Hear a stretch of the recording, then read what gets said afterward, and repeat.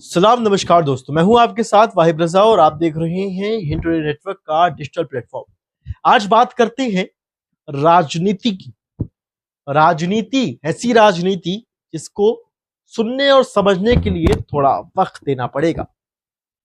आपको बता दें कि देखिए, आपने देखा होगा कि जो पार्टी सत्ता में होती है वही लोगों का कल्याण करती है, वही लोगों के साथ खड़ी होती है। लेकिन एक ऐसी पार्टी जो सत्ता में हो या सत्ता में ना हो, लेकिन हमेशा से एक वर्ग, एक समाज के लिए ढाल बनकर खड़ी रहती है।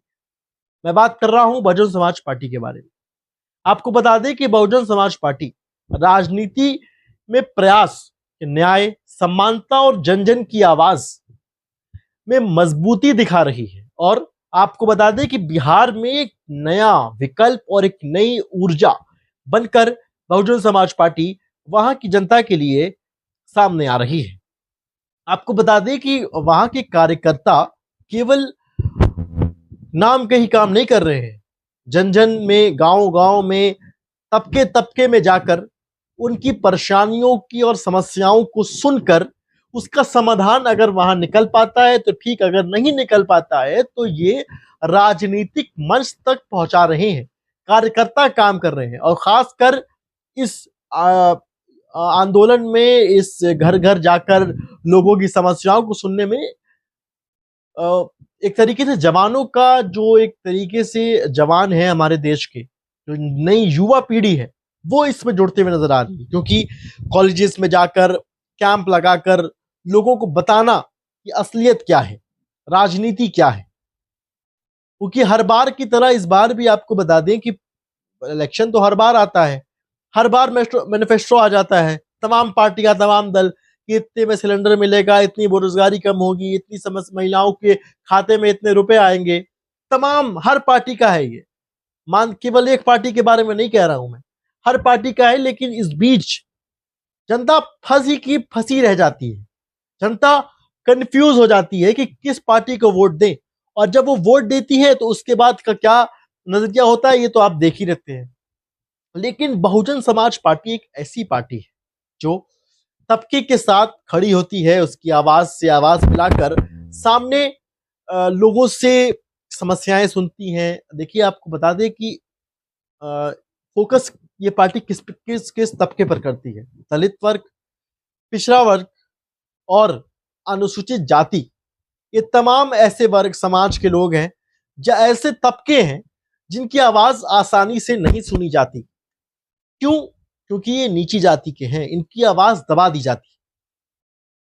कहते हैं कि भीड़ की शोर में दबा दी जाती है, या राजनीति के मंच में दबा दी जाती है, या कहें कि सुनकर अनसुनी कर दी जाती है। लेकिन माननीय मायावती जी की एक ऐसी लीडर है, एक ऐसा राजनीतिक दल है जो ऐसे तबके की आवाज सुनकर उसकी समस्याओं का समाधान देने की कोशिश करता है। और अगर किसी तबके के साथ गलत हो रहा हो तो ये जरूरी नहीं है कि पार्टी उसमें हो, क्या नाम है, एक्शन में हो। पार्टी अगर रूलिंग पार्टी हो तो ही लड़ती है, लेकिन नहीं, पार्टी अगर रूल कर रही हो तो भी ऐसे तबके के साथ खड़ी होती है, और नहीं हो तो भी खड़ी होती है। और आपको साफ तौर पर बता दें, कल की वीडियो में मैंने आपको बताया था कि साफ तौर पे 243 सीटों पे बिहार में बहुजन समाज पार्टी ने ये स्पष्ट रूप से कह दिया है कि भाई, हम 243 सीट पे अकेले चुनाव लड़ेंगे।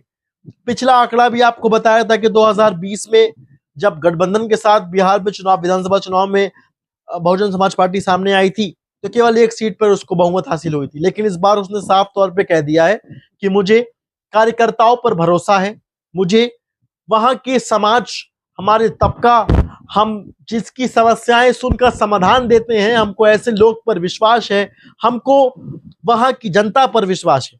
क्यों?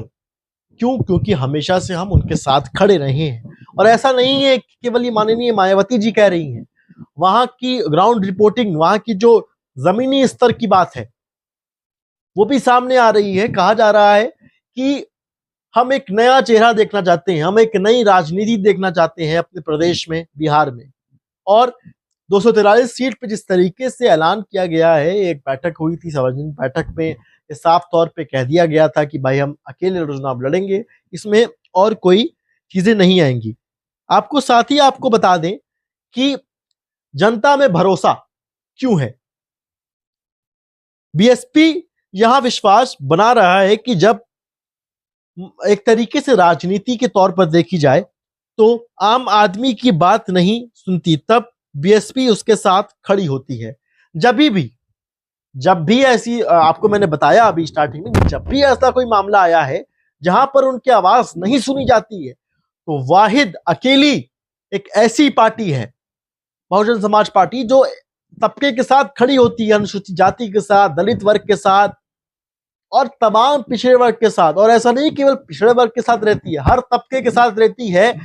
अन्याय जिसके साथ भी होता है वो खड़ी होकर न्याय की गुहार लगाती है और न्याय की गुहार के साथ वो उस पार्टी, उस दल, उस समाज के साथ खड़ी रहती है। ऐसा नहीं है कि केवल अपनी पार्टी के लोगों को ध्यान देती है या अपने दलित वर्ग को ध्यान देती है या तमाम वर्ग को देती है, लेकिन ऐसा नहीं है, हर समाज, हर तबके की समस्याओं का समाधान लेती है बहुजन समाज पार्टी। और इसी बार आपको बता दें कि युवाओं पर फोकस किया गया है, कॉलेजेस में कैंप लगाए गए हैं, राजनीति के बारे में बताने की कोशिश की गई है युवाओं को, क्योंकि कहा जाता है कि देश में परिवर्तन तो युवा ही लाएगा। और इस बार युवा के साथ बहुजन समाज पार्टी खड़ी है। और आपको बता दें, मैंने कल आपसे सवाल पूछा था कि अब की बार बहुजन की सरकार बिहार में, तो उसका आपने कमेंट के जरिए हमें बताया, लेकिन इस बार एक और सवाल पूछ रहा हूं मैं, क्या बिहार की राजनीति में बहुजन समाज पार्टी की एंट्री से कितनी पार्टियां और कितने वोट बैंक खतरे में आ गए हैं? ये मुझे बताइएगा जरूर कमेंट कर कि बहुजन समाज पार्टी का राजनीति में अकेले उतरना, शेरनी की तरह माननीय मायावती जी की पार्टी बहुजन समाज पार्टी ने साफ तौर पर कह दिया कि हम अकेले चुनाव लड़ेंगे और किसी का साथ नहीं लेंगे और अकेले ही दम पर चुनाव जीत कर दिखाएंगे। ये साफ तौर पर कह दिया गया है। तो क्या इससे कितनी पार्टियां और कितने दल को नुकसान होने वाला है, ये महत्वपूर्ण है। और ये इसके पीछे की रणनीति भी जानना चाहते हैं कि और अब पार्टियां, तमाम दल जो भी रूलिंग पार्टीज हैं और अपोजिशन है, वो क्या करेगी इस बार इस राजनीति को देखकर, क्योंकि हलचलें तो बढ़ गई हैं। क्योंकि बिहार की राजनीति में भूचाल आ चुका है बहुजन समाज पार्टी के आते ही, क्योंकि बहुजन समाज पार्टी के पास एक दलित वोट बैंक रहता है, पिछड़ा वर्ग का वोट बैंक रहता है, और उसी के भरोसे, उसी के साथ अगर माननीय मायावती जी बिहार में सरकार बना लेती हैं और अगर वोट बैंक इनके हाथ में आ जाता है तो कितना भारी नुकसान होगा और पार्टियों को और तमाम दल को, ये तो वक्त बताएगा। लेकिन सवाल आपसे है कि बहुजन की एंट्री से कितने पार्टी और कितने नेता हुए बेहाल? सवाल आपसे है, जवाब दीजिएगा हमें कमेंट सेक्शन में और अपना ढेर सारा प्यार हमें देते रहिएगा। बहुत बहुत शुक्रिया।